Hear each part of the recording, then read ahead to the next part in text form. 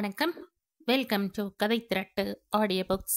இந்த வீடியோவில் நம்ம என்ன கதை கேட்க போகிறோம்னா, கல்யாண பேச்சு சிறுகதை.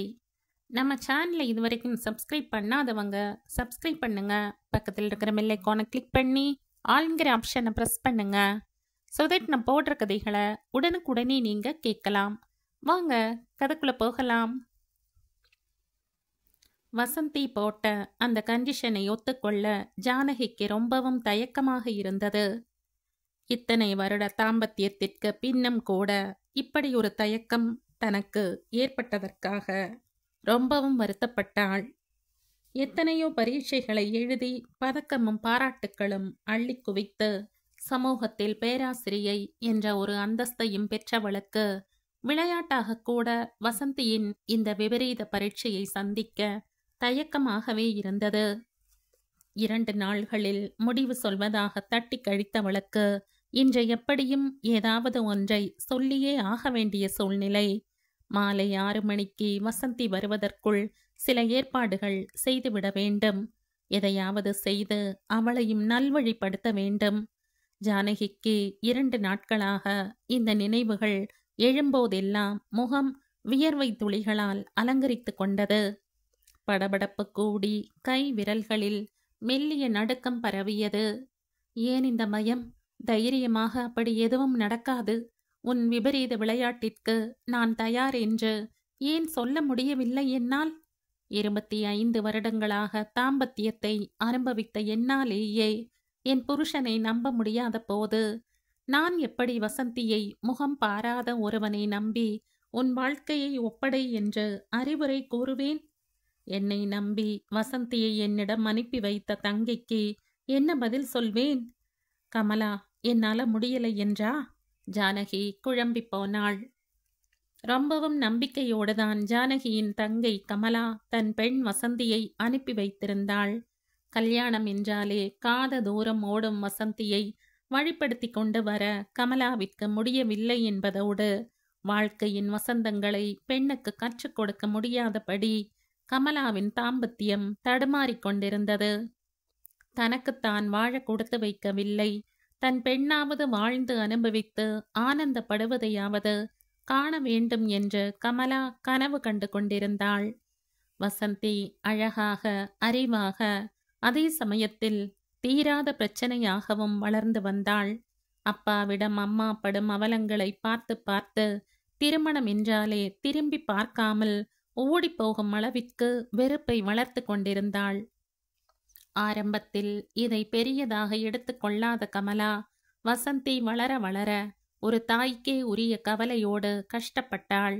சொல்லி பார்த்தாள், விளக்கி பார்த்தாள், விடாப்பிடியாக உருவேற்றி பார்த்தாள். வசந்தி இறங்கி வரவில்லை. உனக்கு கிடைக்காத வாழ்க்கை எனக்கும் வேண்டாம் என்றாள். நீ அனுபவிக்காத தாம்பத்தியம் எனக்கும் தேவையில்லை என்றாள். படித்தாள், படித்து கொண்டே இருந்தாள். வேலை பார்த்தாள். மேலும் மேலும் படித்து உயர் அதிகாரியானாள். அப்பா தர வேண்டிய அனைத்து சுகங்களையும் அம்மாவுக்கு வழங்கி ஆனந்தப்பட்டாள். ஒன்றைத் தவிர அந்த குறைதான் சண்டித்தனம் செய்ய வைக்கிறது. மேலும் மேலும் பெருகிய சௌகரியங்களாலும் செல்வங்களாலும் கமலா கூட கடந்து வந்த பாதையை மறந்தே போனாள். தன் இழப்புகள் எல்லாம் இல்லாமல் போய்விட்டதாக கூட கற்பனை செய்து கொண்டாள். இப்போது அவளின் ஒரே லட்சியம் மகளுக்கு மாங்கல்யத்தை பெற்றுத் தருவதுதான். தாலி கயிறு கழுத்தில் விழுந்த காலத்தில் கமலா பருவத்திற்கே உரிய எத்தனையோ கனவுகளை கண்டிருக்கிறாள். சிறு சிறு ஆசைகளாக எத்தனையோ சேமித்து வைத்திருக்கிறாள். போக போகத்தான் புரிந்தது. விளக்கு மாற்றுக்கு பட்டு குஞ்சலம் கட்டியிருக்கிறார்கள் என்று. புருஷன் என்று ஒரு புல்லை கிள்ளி போட்டாலும் அது துள்ளி குதிக்குமாம் என்று சொல்ல கேட்டிருக்கிறாள். அவளுக்கு வாய்த்த புருஷன் துள்ளியும் குதிக்கவில்லை, துவண்டும் விழவில்லை. பிடித்து வைத்த பிள்ளையாராக எங்கோ பார்த்தான். எதையோ செய்தான், எப்படியோ சாப்பிட்டான். அவனுக்கு ஒரு தனி உலகம் இருந்தது. அது அவனுக்கே கூட புரியாமல் இருந்தது. அவனுக்கு என்ன என்று யாருக்கும் புரியவில்லை. ஏன் இன்று வரை கமலாவுக்கும் தெரியவில்லை. பெண் தலையெடுத்த பிறகு கமலாவுக்கு அவனை பற்றி கவலைப்படுவது வீண் என்று தோன்றியது. தன் கவனமெல்லாம் பெண் பெண் என்று மாறிப்போனாள். பார்த்து கொண்டே இருக்கும்போது பளிச்சென்று பளிங்கு சிலையாக மாறிப்போனாள் வசந்தி. கமலாவுக்கு தன் தலைமேல் ஒரு பெரிய கடமை இருப்பது அப்போதுதான் புரிந்தது. அது மட்டுமல்ல, தன் கடமையை அவ்வளவு ஒன்றும் எளிதாக நடத்திவிட முடியாது என்பதும் புரிந்தது. வசந்தி ரொம்பவும் வித்தியாசமானவளாக இருந்தாள். தாயை தவிர வேற யாரையும் தலை எடுத்துக்கூட பாராதவளாக இருந்தாள். கல்யாணம், காட்சி என்று எதிலும் ஒன்றாதவளாக இருந்தாள். சினிமா, டிராமா என்று சிறு வயது பழக்கங்கள் கூட அவளை நெருங்காமல் இருந்தன. ஆரம்பத்தில் பெருமையாக நினைத்திருந்த இந்த விஷயங்கள் கமலாவிற்கு போக போக வேதனையை கொடுத்தன. வசந்தி வாழ்க்கையில் எந்தவித பிடிப்புமின்றி போய்விடுவாளோ என்று தோன்றியது. தன் மகளையும் ஆசாபாசங்களுடன் காண வேண்டும் போல் இருந்தது. திருமணம் என்று சொன்னவுடனேயே வந்து பற்றி கொள்ளும் வெட்கமும் இளஞ்சிவப்பும் வசந்தியை தீண்டாமல் போவது கவலையை கொடுத்தது. திரும்ப திரும்ப யோசித்ததில் அக்கா ஜானகியின் நினைவு வந்தது. ஜானகியின் வாழ்க்கை கமலாவுக்கு வாய்த்த வாழ்க்கையை விட நேர்மாறானது. ஜானகியின் அழகிற்கும் படிப்பிற்கும் ஏற்றபடி அமைந்த புருஷன் ஆஜானுபாகுவாகவும் அந்யோன்யமாகவும் இருப்பதுடன் கலகலப்பாகவும் பழகுவான். அவர்களின் வாழ்க்கை சலசலவென்ற சங்கீதத்துடன் ஓடும் அழகிய நீர் ஓடையாக இருந்தது. அவர்களுடன் ஒரு வாரம் தங்கினால் கமலாவிற்கு சார்ஜ் செய்யப்பட்ட பேட்டரியை போல சக்தி பிறக்கும். வசந்திக்கு தெரியாமல் ஜானகியும் கமலாவுமாக செய்த ஏற்பாட்டில்தான் இப்போது வசந்தி ஜானகியின் வீட்டில். ஜானகி தான் ஏதோ சிறிய ஆபரேஷன் செய்து கொண்டதால் 1 மாதத்திற்கு ஓய்வு தேவைப்படுகிறது. அதனால் 1 வார லீவில் வசந்தியை உதவிக்கு அனுப்பி வை என்ற பொய் கடிதம் கண்டுதான் வசந்தி புறப்பட்டு வந்திருக்கிறாள். திருமண வாழ்க்கையை பற்றிய புரிய வைத்து வசந்தியை அதற்கு சம்மதிக்க வைப்பதுதான் ஜானகிக்கே கொடுக்கப்பட்டுள்ள பொறுப்பு. ஜானகி முதலில் இதை ரொம்ப சுலபமாகத்தான் நினைத்தாள். சைக்காலஜி பேராசிரியையான ஜானகிக்கு இதென்ன பிரமாதம் என்று பட்டது. அம்மாவுடைய கஷ்டங்களையே பார்த்து பார்த்து பழக்கப்பட்டு பாதிக்கப்பட்டிருக்கிறாள் வசந்தி. கொஞ்ச நாட்கள் தங்களது அந்யோன்யமான வாழ்க்கையை பார்த்தாளேயானால் தானாக மாறிவிடுவாள் என்று சர்வ சகஜமாக நினைத்தாள். போக போக ஜானகி தடுமாறி போனாள். வசந்தி தன்னப்பா என்றில்லை, ஆண்களையே வெறுத்தாள். இங்கொன்றும் அங்கொன்றுமாக சிலரது சோக வாழ்க்கைகளை கேள்விப்பட்டு ஆண்களே மோசம் என்ற முடிவு கட்டியிருந்தாள். ஜானகி அலுத்து போய் திட்டவட்டமாக ஒரு நாள் கேட்க போன போது வசந்தி வெகு மும்முரமாக ஒரு மாத நாவலை படித்து கொண்டிருந்தாள். வந்த விஷயத்தை வசந்தி கேட்டாள். நான் என்ன புதுசா சொல்றது? நீ சரின்னு சொன்னா அந்த பேங்க் மாப்பிள்ளையை முடிக்கலாம். நான் சொன்னா உங்க அம்மா தட்டமாட்டா. ஒரே பையன், அப்பா அம்மா இல்ல, கை நிறைய சம்பளம். உனக்கும் உங்க அப்பா அம்மாவை கூட வச்சுக்கலாம். அழகாகவும் இருக்கான். ஆரம்பிச்சிட்டீங்களா பெரியம்மா? அழகு, பணம் எல்லாம் இருக்கு. குணத்துக்கு என்ன கேரண்டி? 4 நாள் ஒழுங்கா இருப்பா, 4 மாசம் ஒழுங்கா இருப்பா. அப்புறம் எத்தனை பெண்களோட வாழ்க்கை கேள்விக்குறியா இருக்கு. எதுக்கு நாமளா போய் குழியில விழணும்? கல்யாணம்தான் வாழ்க்கையா? விட்டுடுங்க பெரியம்மா. வசந்தி, உங்க பெரியப்பா இல்லையா? தங்கமான மனுஷன். நீயும் பார்த்துண்டு தானே இருக்க.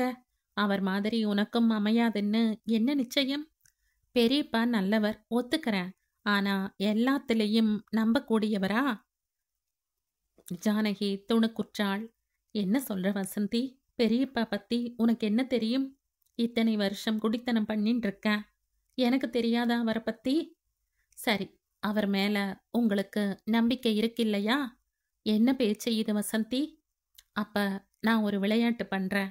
அதுல அவர் ஜெயிச்சா நான் கல்யாணத்துக்கு சம்மதிக்கிறேன். அவர் தோத்துட்டா என் ஜென்மத்துக்கும் நீங்க கல்யாண பேச்சு பேசுறதில்லேன்னு சத்தியம் பண்ணுங்கோ.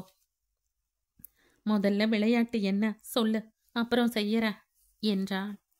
பெரியம்மா, இங்க என்ன சொன்னாலும் சரி, நான் கல்யாணத்துக்கு சம்மதிக்கணும்னா நீங்க நான் வைக்கிற பரீட்சையில ஜெயிச்சுத்தானே ஆகணும். என்ன சரியா? ஜானகி வேறு வழியில்லாமல் தலையாட்டினாள். வசந்தி உற்சாகத்துடன் சொல்ல ஆரம்பித்தாள். நீங்க 25 வருஷமா குடித்தனம் நடத்துறதா சொல்றீங்க. வயசும் 45 ஆறது. பெரியப்பா மேல உங்களுக்கும் உங்க மேல பெரியப்பாவுக்கும் ஏக நம்பிக்கை, அப்படித்தானே? ஆமாம் என்பது போல தலையாட்டினாள் ஜானகி. எத்தனையோ தரம் உங்களை விட்டுட்டு அலுவலக வேலையா ஊர் சுத்தி இருக்கார். அப்போ என்னென்னவோ தப்புத்தண்டா பண்ணி இருக்கலாம்னு நீங்க நினைச்சதே இல்லை இல்லையா? இல்லவே இல்லை என்றாள். அவரும் அவர் ஊர்ல இல்லாத சமயத்துல நீங்க இங்க ஏதாவது தப்புத்தண்டா பண்ணியிருப்பேளான்னு சந்தேகப்பட்டதே இல்லை இல்லையா? ஜானகி மூச்சு விட சற்று சிரமப்பட்டாள். சமாளித்து கொண்டு பேசினாள். வசந்தி, நீ இப்படியெல்லாம் கேள்வி கேட்கறது கொஞ்சம் கூட நன்னாவே இல்லை. குடும்பம்னா 1000 இருக்கும். ஒருத்தருக்கொருத்தர் விட்டு கொடுத்து போனாதான் சுலபமா இருக்கும்.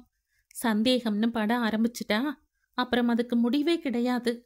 எல்லாத்தையும் விட உங்க பெரியப்பா மாதிரி ஒரு புருஷன் கிடைக்க கொடுத்து வச்சிருக்கணும். ஒரு கெட்ட பழக்கம் கிடையாது. நானும் தான் சகஜமா எத்தனையோ பேரோட பழகிறேன், வீட்டுக்கு கூப்பிடுறேன். வித்தியாசமா ஒரு பார்வை கூட அவர் பார்த்தது கிடையாது. ஒத்துக்கிறேன் பெரியம்மா. ஆனா எல்லாத்துக்கும் இன்னொரு கோணம் இருக்கு. அவரை சந்தேகப்படும்படியான சூழ்நிலைகள்ல நீங்க அவரை பார்த்ததில்ல. அதே மாதிரி அவர் உங்களை சந்தேகப்படுற மாதிரி சூழ்நிலையில் உங்களை பார்த்ததில்ல. அப்படி ஒரு சூழ்நிலையை பொய்யா நான் உருவாக்கினா அவர் தடுமாறாம இருப்பாரா? சொல்லுங்க. ஜானகிக்கு தலை சுற்றுவது போல் இருந்தது. என்ன பெண் இவள்? கல்யாணம் பண்ணிண்டா பண்ணிக்கட்டும், இல்லைனா இப்படியே நிக்கட்டும். நாம ஏன் இப்படி அல்லாடணும்? அவள் மனதுக்குள் ஒரு நிமிடம் இப்படி தோன்றியது. அடுத்த நிமிடமே தங்கை கமலாவின் முகம் வந்தது. எனக்காக ஜானகி, எனக்காக உன் உறுதியை தளர விடாத என்று கெஞ்சுவது போல் பட்டது. அப்படி என்ன சூழ்நிலையை நீ உருவாக்க போற? சவாலை சந்திக்கும் நோக்கத்துடன் கேட்டாள் ஜானகி. இந்த வீட்டுக்குள்ள உங்க தனி அறையில இன்னொரு ஆம்பளை வந்து போன மாதிரி, உங்க உடைமைகள்ல அதுக்கான சின்ன சின்ன அடையாளங்கள் இருக்கிற மாதிரி செட்டப் செய்ய போறேன். அவர் அதையெல்லாம் பார்த்துட்டும் சகஜமா எடுத்துண்டு எப்பவும் போல உங்களோட பழகினார்னா நீங்க ஜெயிச்சிட்டீங்க. நான் கல்யாணத்துக்கு சம்மதிச்சிட்டேன்னு அர்த்தம், சரியா? ஜானகிக்கு இது விபரீத விளையாட்டாகப்பட்டது. உடனே சரி என்று சொல்ல முடியாதபடி மனம் தயங்கியது. அதுவே வசந்திக்கு வெற்றியாகப்பட்டது. சரி பெரியம்மா, பெரியப்பா டூர் முடிஞ்சு வர 2 நாளாகும். நீங்களும் யோசிங்கோ. நீங்க சரின்னு சொன்னா நான் மேற்கொண்டு செட்டப் பண்ணுவேன். ஜானகி ஒரு நாள் முழுவதும் குழம்பி இருந்தாள். சரி என்று சொல்லிவிட்டால் யானை தன் தலையிலேயே மண்ணை வாரி போட்டுக்கொண்ட கதையாகி விடுமோ என்று கலங்கினாள். உண்மையிலேயே அந்த சூழ்நிலையில் புருஷன் எப்படி நடந்து கொள்வான் என்று நினைத்து பார்க்க முயற்சித்தாள். கோர்வையாக காட்சிகள் பதிய இயலாமல் தடுமாறின. ஒருவேளை சந்தேக ரேகை ஏந்தி விடுமோ அவர் முகம்? சிச்சி, இத்தனை வருஷத்துக்கு அப்புறம் அப்படி நினைப்பாரா என்ன? ரொம்பவும் சிந்தித்து பார்த்ததில் சிந்தனை முழுவதுமே புருஷன் சந்தேகப்பட்டு விடுவானோ என்கிற ரீதியில்தான் இருந்ததே தவிர ஒரு காலம் சந்தேகப்பட மாட்டார் என்கிற திட்டவட்டமான எண்ணம் எழவே எழாதது. முள் உறுத்தலாக உறுத்தியது. இந்த பொறுப்பை ஏற்றுக்கொண்டே இருக்க வேண்டாமோ என்று தோன்றியது. பின்னிரவின் முடிவில் ஜானகி ஒரு தீர்மானத்துக்கு வந்தாள். வசந்தி கழுத்தில் தாலியை ஏற்றியே ஆக வேண்டும் என்ற முடிவுதான் அது. மாலையில் அவள் வந்ததும் வராததுமாக வசந்தியிடம் ஓகே என்றாள். மடமடவென்ற காரியத்தில் இறங்கினாள் வசந்தி. முதல் வேலையாக பெரியப்பாவுக்கு எஸ்டிடி போட்டு தான் உடனே ஊருக்கு போவதாக சொல்லிக் கொண்டாள். ஜானகியிடம் கொஞ்சம் வெளியே போய்விட்டு வருவதாக சொன்னாள். ஜானகி எல்லாவற்றையும் ஒரு வேதனையுடன் சகித்து கொண்டாள். அவளும் தன் பங்குக்கு சில முன்னேற்பாடுகளை செய்து கொண்டாள். அதற்கு பிறகு மனம் கொஞ்சம் லேசாக இருந்ததாகப்பட்டது. வசந்தி ஒரு ஜோடி ஆண் செருப்பு வாங்கி வந்திருந்தாள். 555 சிகரெட் பெட்டியும் ஓல்டு ஸ்பைஸ் ஆஃப்டர் ஷேவ் லோஷனும் கை பையில் இருந்து எடுத்து வைத்தாள். மூலையில் ஆர்கே என்று எழுத்திடப்பட்ட ஒரு புதிய கைக்குட்டை ஒன்றை தண்ணீரில் முக்கி காய வைத்து ஏற்கனவே உபயோகித்தது போன்ற தோற்றத்தை உருவாக்கினாள். ஜானகிக்கு தெரியாமல் அவள் கைப்பையில் ஆர். கிருஷ்ணகுமார் என்று பெயரிடப்பட்ட விசிட்டிங் கார்டை போட்டு வைத்தாள். ஜானகியின் தனி அறையில் ஆர்கே ஸ்டீல் இண்டஸ்ட்ரீஸ் என்று பொறிக்கப்பட்ட அழகான பேனாவை போட்டு வைத்தாள். ஜானகி பிரமிப்புடன் பார்த்து கொண்டிருந்தாள். பெண்ணா இவள் என்று வியந்தாள். வசந்தி பெரியப்பா வரும் மாலை 4 மணிக்குள் சந்தேக விதைகளை வீடு முழுவதும் விதைத்துவிட்டு கண் மறைவாக காத்திருந்தாள். ஜானகி படபடப்புடன் புருஷனை எதிர்நோக்கினாள். என்னதான் நம்பிக்கை இருந்தாலும் உடம்பு கூசுவதாகப்பட்டது. ஆட்டோவில் வந்து இறங்கியவன் ஆரவாரமாக உள்ளே வந்தான். கை பெட்டிகளை வைத்தவன், வசந்தி ஊருக்கு போயிட்டாளா ஏன் என்றபடியே ஜானகியை நெஞ்சோடு அணைத்து கொண்டான். பீரோவுக்கு பின்னால் இருந்து கவனித்து கொண்டிருந்த வசந்தி கண்களை எடுக்க முயன்றும் இயலாமல் நிலை குத்தி போனாள். இந்த காட்சி அவள் கண்களுக்கு புதியது. அடடே, மறந்தே போயிட்டேன், ஆட்டோவுக்கு பணமே கொடுக்கல பாரு, சேஞ்ச் இல்ல, உன் ஹேண்ட்பேக்கு கொடு என்றபடியே அவசரமாக சில்லறை எடுத்துக்கொண்டு ஓடியவன் பணத்தை கொடுத்துவிட்டு, யாரு ஜானகி அது? கிருஷ்ணகுமார் ஆர். பணத்தோட இந்த விசிட்டிங் கார்டும் வந்தது. என்னை பார்க்க யாராவது வந்தாளா என்று கேட்டபடியே உள்ளே வந்தவனின் அந்த அந்நிய ஆண் செருப்பை கண்டு ஒரு வினாடி நின்றான். பின் சகஜமாகி, வந்தவன் செருப்பை விட்டுட்டு போயிட்டான் போல இருக்கு, நீ கவனிக்கலையா? பாவம் கஷ்டப்பட போறான். சரி, காஃபி போட்டு எடுத்துண்டு வா, நான் சித்த படுக்கிறேன் என்றவன் படுக்கை அறைக்கு போனான். கம் என்ற மனம் வித்தியாசமாக இருந்தது. கடிகாரம் கழட்டி வைத்த அலமாரியில் ஆர்கே இண்டஸ்ட்ரீஸ் பேனாவை பார்த்தான். எடுத்து கையில் வைத்து கொண்டான். ஷர்ட் பேண்ட் கழற்றியவன் லுங்கிக்கு மாறி படுக்கை அறையை ஒட்டிய பாத்ரூமுக்கு போனவன் தரையில் கிடந்த கைக்குட்டையை பிரித்து விரித்து பார்த்தான். அதையும் எடுத்து படுக்கைக்கு அருகே வைத்தான். முகம் கழுவி வந்தவன் படுக்கையில் விழும் முன் கால்களை துடைத்து கொண்டான். வேண்டுமென்றே வசந்தி போட்டு வைத்திருந்த சிகரெட் துண்டுகளும் சாம்பல்களும் கால்களில் ஒட்டிக்கொள்ள நிதானமாக துடைத்து கொண்டான். பீரோவுக்கு பின்னால் வசந்தி அவன் முகபாவங்களையே கவனித்து வந்தாள். கூரை இடிந்து விழுவது போல கூப்பாடு போடுவான் என்று எதிர்பார்த்திருந்தவளுக்கு அவனது நிதானம் வியக்க வைத்தது. ஒருவேளை பெரியம்மா உள்ளே வந்ததும் பூகம்பம் வெடிக்குமோ? காத்திருந்தாள் வசந்தி. ஜானகி காஃபி கோப்பையுடன் உள்ளே வந்தாள். காஃபியை வாங்கி குடித்தவன் ஜானகியை இழுத்து மார்போடு சாய்த்து கொண்டான். ஜானகி சங்கடப்பட்டாள். பீரோவுக்கு பின்னால் வசந்தி இருப்பது அவளுக்கு இக்கட்டாக இருந்தது. வசந்தி தான் உள்ளூர்ல இல்லையே, அப்புறம் என்ன என்றவாறே மீண்டும் நெருங்கினான் ஜானகியை.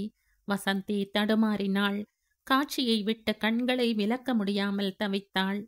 ஜானகி, புது பொன்னாட்டமா, என்ன வெக்கம்? எதுக்கு இப்படி நெளியற? பக்கத்துல வா, உங்கிட்ட சில விஷயங்கள் பேசணும். ஜானகி ஒட்டியும் ஒட்டாமலும் இருந்தாள். ஜானகி, நானும் வந்ததுல இருந்து கவனிக்கிறேன். வீடும் மாறி இருக்கு, வீட்டுக்காரியும் மாறி இருக்கா. நான் இல்லாத போது யார் வந்தா? வாசல்ல செருப்பு பார்த்தேன். உன் பர்ஸில் ஆர். கிருஷ்ணகுமார்னு விசிட்டிங் கார்டை பார்த்தேன். ஆர்கே ஸ்டீல் இண்டஸ்ட்ரீஸ்னு பேனா பார்த்தேன். ஆர்கேன்னு போட்ட கைக்குட்டை பார்த்தேன். எல்லாம் சரி, பெட்ரூம் முழுக்க சிகரெட் துண்டுகளும் சாம்பலும் கூட பார்த்தேன். இதெல்லாம் என்ன? நம்ம படுக்கை அறை வரை வரக்கூடியவர்னா எனக்கும் தெரிஞ்சுக்கணுமே. நீ ஏன் எதையுமே பேசல? சரி, உனக்கு எப்ப சொல்லணும்னு தோணுதோ சொல்லு. அடிக்கடி வரப்போற உறவுக்காரா யாராவதுனா ஆஸ்ட்ரே வாங்கி வை. நான் கொஞ்ச நேரம் ரெஸ்ட் எடுத்துக்கிறேன். நீ போய் சிம்பிளா ராத்திரிக்கு ஏதாவது பண்ணு. கண்களை மூடிக்கொண்டான். ஜானகி சமையல் அறை நோக்கி நடந்தாள். வசந்தி மெல்ல நழுவி ஜானகியை தொடர்ந்தாள். பெரியம்மா, நீங்க ஜெயிச்சிட்டீங்க என்று ஜானகியின் தோளை கட்டி கொண்டு கொஞ்சினாள். இரவு சாப்பாட்டு மேஜையில் வசந்தி வந்து அமர்ந்ததும் பெரியப்பா கேட்டார், ஊருக்கு போறேன்னு ஃபோன் பண்ண? ஜானகியும் நீ ஊருக்கு போயாச்சுன்னா? போகணும்னு தான் நினைச்ச பெரியப்பா, ஆனா போகல. நான் ஊர்ல இருந்து வந்தப்போ நீ வீட்டுல இல்லையே. அது ஜானகி தயங்க, வெளியில போயிருந்த பெரியப்பா. நீங்க கண் அசந்தப்ப வந்தேன். டூர்லாம் எப்படி இருந்தது? நல்லா இருந்ததுமா. அது போகட்டும், உன் கல்யாண பேச்சு என்னாச்சு? வசந்தி வெட்கிசை வந்தாள். ஜானகியை ஓரக்கண்ணால் பார்த்தாள். பேங்க் பையனையே முடிச்சுடலாம். வசந்தி நாளைக்கு ஊருக்கு போறா. கமலாக்கு விவரம் எழுதி கையில கொடுத்துருக்கேன். சீக்கிரமே நமக்கு கல்யாண சாப்பாடு. அடுத்த நாள் வசந்தியை ரயிலேற்றி விட்டார்கள். ஜானகிக்கு பெரும் சுமை இறங்கியதாகப்பட்டது. ஒரு வழியாக வசந்தியை சம்மதிக்க வைத்தாகிவிட்டது. எப்படி நம்ம நடிப்பு? கேள்வி கேட்ட புருஷனை ஜானகி கேள்விக்குறியாக பார்த்தாள். பின்ன இல்லையா? ஒரு எஸ்டிடி பண்ணி இந்த வசந்தி நடத்த போற நாடகத்தை நீ முன்னாடியே சொல்லியிருக்கலனா ரசபாசமாயிருக்கும். என்ன சொல்றார் இவர்? முன்கூட்டி சொல்லாம யதார்த்தமா இப்படி ஒரு சூழ்நிலையில என்னை பார்க்க நேர்ந்தா சந்தேகப்படுவேங்கிறாரா? அதுதான் இவர் இயல்பா? ஜானகிக்கு தாம்பத்தியத்தில் நூலிழை விரிசல் விடுமோ என்ற பயம் தோன்றியது. வேண்டாம், தட்டி பார்க்க வேண்டாம், தாங்கிக் கொள்ள முடியாது என்னால். சில நேரங்களில் சிவனே என்று இருந்து விடுவதே சக்தியை கொடுக்கும் என்று உணர்ந்தாள். ஜானகிக்கு அந்த சக்தி ரொம்பவும் தேவையாக இருந்தது.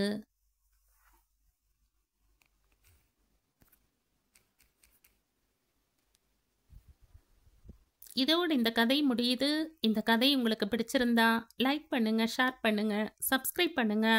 மற்றும் ஒரு இன்ட்ரெஸ்டிங்கான கதையோட அடுத்த வீடியோவில் சந்திப்போம். பாய். தேங்க்யூ.